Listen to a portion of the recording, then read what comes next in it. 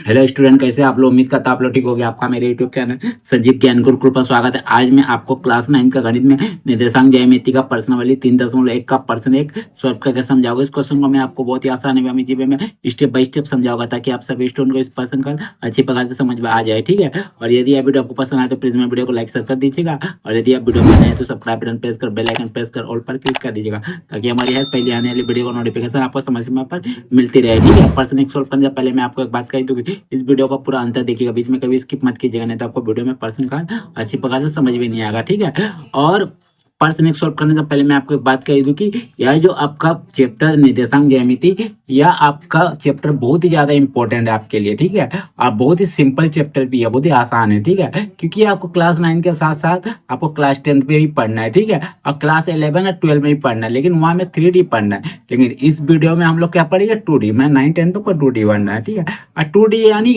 आपका एक्स और Y dimension है। ठीक है, तो हम पहले क्या करते हैं, इस चैप्टर के बेसिक कॉन्सेप्ट के बारे में पहले समझ लेते हैं कि निर्देशांक ज्यामिति का बेसिक कॉन्सेप्ट क्या है। क्योंकि अगर आपको बेसिक कॉन्सेप्ट समझ में आ जाएगा तो आप इस चैप्टर को आसानी से समझ लीजिएगा। ठीक है, तो चलिए इसके बेसिक कॉन्सेप्ट को समझ लेते हैं। ठीक है, तो देखिए मैं एक उदाहरण देकर समझाता हूँ। ठीक है, मान लीजिए आप घर में एक कमरा है। ठीक है, और एक कमरे में आपका एक बेंच आपका रखा गया है। ठीक है, और उस बेंच पर हमें एक पेन है, एक पेन को रखना है। ठीक, हम लोग रख देते हैं। ठीक है, और देखिए जब इस बेंच पे हम लोग एक पेन रखते हैं तो इस पेन को रखने के लिए आपके मेज पर कुछ स्थिति होती है, कुछ पोजीशन होते हैं। बस इसी स्थिति पोजीशन को हमें क्या करना है, इस पूरे चैप्टर में पढ़ना है, मैंने निर्देशांक ज्यामिति में। ठीक है, पढ़ना है। ठीक है, तो चलिए, और आप कमरे पे, जिस कमरे पे आप खड़े हैं, कमरे का जो आपका फर्श है वो आपके लिए क्या है? क्षैतिज कहलाता है। और जो दीवार होता है वो आपका क्या कहलाता है? वो आपके लिए ऊर्ध्वाधर कहलाता है। ठीक है, चलिए तो पहले हम लोग बेसिक कॉन्सेप्ट को समझ लेते हैं। ठीक है, देखिए ये, देखिए ये आपका क्या है?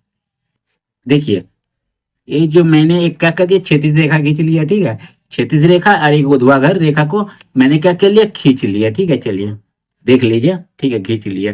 ठीक है, ये जो क्षैतिज रेखा होता है इसे हम लोग क्या कहते हैं? इसे हम लोग कहते हैं एक्स अक्ष। ठीक है, देखिए ये आपका होता है एक्स अक्ष, एक्स अक्ष। ठीक है, और ये जो ऊर्ध्वाधर रेखा है इसे हम लोग कहते हैं वाई अक्ष, अक्ष। क्लियर है तब तक? ठीक है, अब देखिए जो एक्स अक्ष और वाई अक्ष जब आपस में प्रतिच्छेद करते हैं, ठीक है, तो इस पूरे भाग को हम लोग क्या कहते हैं? कार्तीय तल कहते हैं। ठीक है, कार्तीय तल। तो हम लोग लिख देते हैं कार्तीय तल। देखिए कार्तीय तल। ठीक है, पूरे भाग को कार्तीय तल कहते हैं। ठीक है, और जहां ये दोनों आपका रेखा माने एक्स अक्ष और वाई अक्ष जिस बिंदु पर आपका प्रतिच्छेद करते हैं इसे हम लोग कहते हैं आपका मूल बिंदु, मूल बिंदु। क्लियर है तब तक? मूल बिंदु। ठीक है, और ये जो आपका एक्स वाई अक्ष होता है इस बिंदु में, इसमें हम लोग इसको कहते हैं जीरो से लिखते हैं। ठीक है, इतना तो आपको समझ में आ गया। ठीक है, अब देखिए मान लीजिए आपको इस अक्ष पर कहीं भी, मतलब इस पूरे कार्तीय तल में कहीं भी बिंदु रखना है। ठीक है, मान लीजिए आपको बिंदु रखना है, तो ये देखिए बिंदु मान लीजिए आपका क्या है? बिंदु मान लीजिए आपका बिंदु पी है, बिंदु पी है। ठीक है, अब पी में आपका क्या है? बिंदु है। ठीक है, पी में पहला जो आपका होता है बिंदु वो एक्स का मान होता है, दूसरा होता है वाई का मान। पहला जो बिंदु में एक्स का निर्देशांक होता है और दूसरा में वाई का निर्देशांक होता है। ठीक है, एक्स को हम लोग कहते हैं भुज, क्या कहते हैं? भुज। और वाई को हम लोग कहते हैं कोटि, क्या कहते हैं? कोटि। के लिए इतना दूर। ठीक है, तो मान लीजिए एक्स का जगह पे आपका कोई भी मान हो सकता है। मान लीजिए पी है तो एक्स का जगह पे आपका 2 और वाई का जगह पे -4 कुछ भी हो सकता है। ठीक है, तो ये जो एक्स, ये 2 हो गया, ये आपका एक्स का मान हो गया, और -4 वाई का मान हो गया। ठीक है, और ये आपका एक्स, ये 2 आपका पूछ हो गया, वाई कोटि हो गया। क्लियर था तक? ठीक है, तो आप देखिए इधर, देखिए ये जो मूल बिंदु से यहाँ तक एक्स अक्ष का जो भी मान होता है सब आपका पॉजिटिव में होता है, प्लस में होता है, यानी एक्स प्लस। ठीक है, तो हम लोग यहाँ मान ले लेते हैं, जैसे मान यहाँ ले लेते 1, यहाँ 2, वो भी 1 यूनिट, ये 1 सेंटीमीटर आप ले सकते हैं, यहाँ 3। ठीक है, इसी प्रकार यहाँ से यहाँ तक आपका क्या होता है? एक्स अक्ष का माइनस में होता है, तो यहाँ आपका -1, यहाँ -2 और इधर -3। ठीक है। इसी प्रकार मूल बिंदु से ऊपर खड़ी रेखा का y का जो होता है ये आपका सब प्लस में मान होता है। ठीक है, +1 +2 +3। ठीक है, नीचे जो भी मान होता है आपका सब माइनस में होता है y अक्ष का, -2 और -3।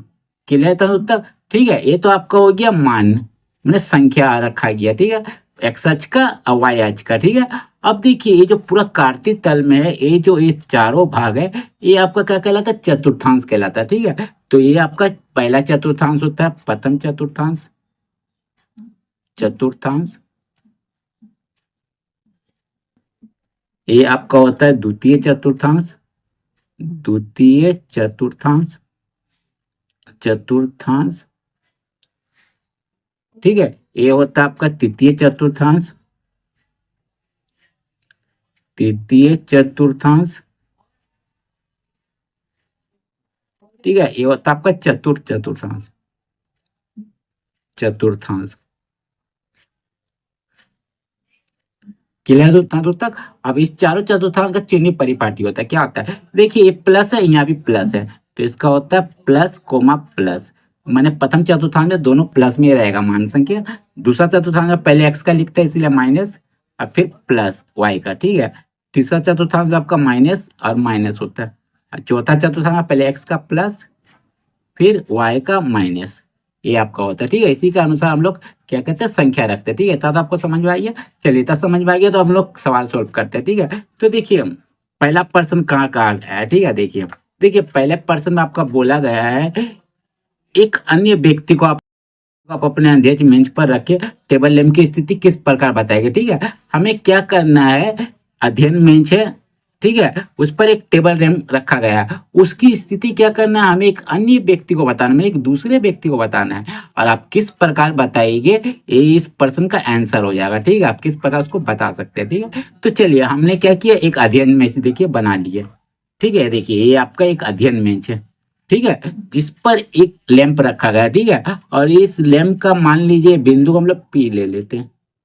ठीक है, ले लेते हैं। ठीक है, और ये लैंप है, इस लैंप की हमें स्थिति बताना है कि ये इस लैंप रखा गया, इसकी क्या स्थिति है इस अध्ययन मेज पर। ठीक है, मान लेते हैं कि अध्ययन मेज यानी जो स्टडी टेबल होता है इसमें लोग पढ़ाई करते हैं, स्टडी टेबल में मान लीजिए उसका एक किनारा मैंने 0 से x, यहाँ हम लोग क्या रखे? कुर्सी रखे हैं जिस पर हम बैठेंगे, पढ़ाई करते हैं हम लोग। ठीक है, यहाँ हम एक कुर्सी रखा गया है। ठीक है, अब कुर्सी में सटा के आपको अध्ययन मेज रखा गया है। ठीक है, और ये जो भाग है आपका 0y, ये आपका क्या है? दीवार है जिस पर हम लोग अध्ययन मेज को सटा के रखे हैं। ठीक है, तो तक समझ में आई है? ठीक है, और अब क्या करना है आपको? हमें टेबल लैंप है, इसकी स्थिति हमें अध्ययन मेज पर बताना। तब कैसे बताइएगा? हम क्या करेंगे? हमें यही हल बताना है कि अलमारी वाले किनारे से अध्ययन मेज की दूरी हम लोग मापेंगे। ठीक है, तो मापते, तो मान लेते हैं हम लोग अलमारी वाले किनारे से अध्ययन मेज की दूरी हम लोग मान लेते हैं।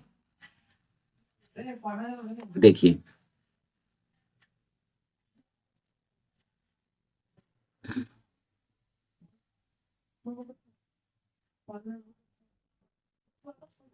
ठीक है, मान लेते हैं आपका 4 फीट है। ठीक है, तो ले लेते 1 2 3 और ये 4 फीट है। ठीक है, तो ये आपका 1 2 3 4। ठीक है, अब कुर्सी वाले किनारे से टेबल लैंप की दूरी आपका कितना है? लिख लेते हैं आपका 3। ठीक है, 3। ठीक है, ये ले लेते 3, 1 2 और एक 3। ठीक है, 1 2 और 3। ठीक है, 3। ठीक है, देखिए हमारे पास कोई फिक्स आंकड़े है नहीं, ये आप आंकड़े आप अपने मर्जी से ले रहे हो। ठीक है, आप कोई दूसरा भी आंकड़ा ले सकते हो। ठीक है, जो आपको मन है। ठीक है, इस पर कोई दिक्कत नहीं है। ठीक है, लेकिन आपका तरीका यही रहेगा जो मैं आपको बता रहा हूँ। ठीक है, तो ये आपका क्या है? कुर्सी वाले किनारे से टेबल लैंप की दूरी आपका कितना है? 3। ठीक है, 3 क्या यूनिट। ठीक है, यूनिट आप सेंटीमीटर भी लिख सकते हैं, 3 × सेंटीमीटर। ठीक है, और ये आपका 4 यूनिट। ठीक है, यानी 4 सेंटीमीटर। ठीक है, 1 यूनिट बराबर आपका 1 सेंटीमीटर। ठीक है, इतना आप ले लिए, मान लिए। ठीक है, तो इसको हमको हल में लिखना है। तो हम लोग हल में कैसे लिखेंगे? देखिए, तो हम लोग यहाँ हल में लिखेंगे,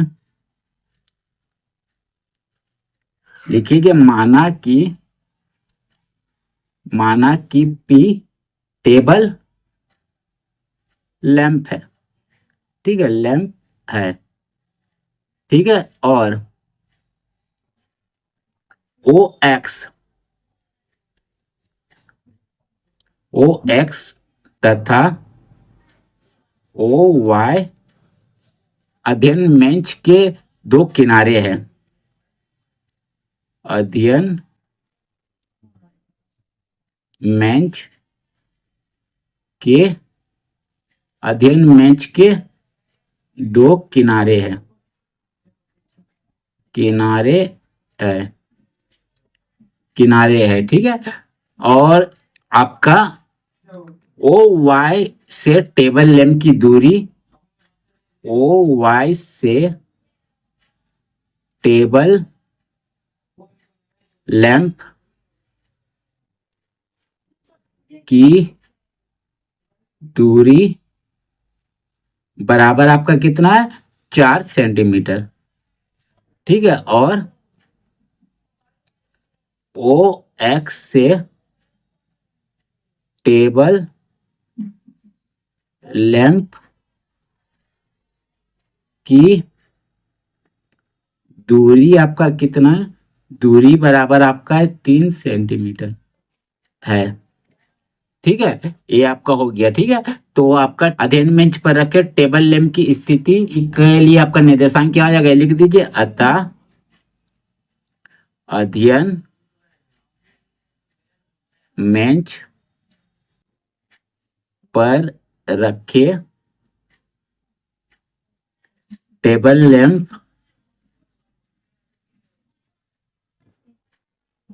लैंप की स्थिति का निर्देशांक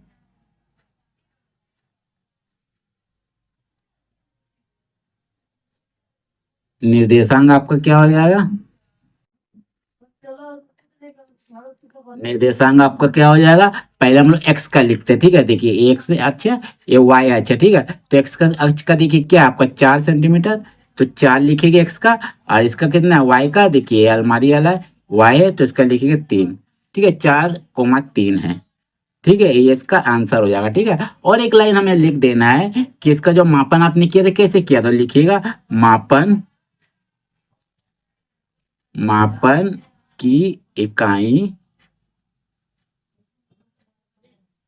इकाई सेंटीमीटर में है, ठीक है। ये आपका हो जाएगा इसका पूरा आंसर, ठीक है। देखिए आंकड़े आप कुछ भी ले सकते हो क्योंकि कोई फिक्स आंकड़ा नहीं दिया सकते, ठीक है। लेकिन तरीका यही है, इतना आप लिख दीजिएगा आपका पूरा कंप्लीट हो जाएगा, मैंने आपका 1% कंप्लीट हो जाएगा, ठीक है।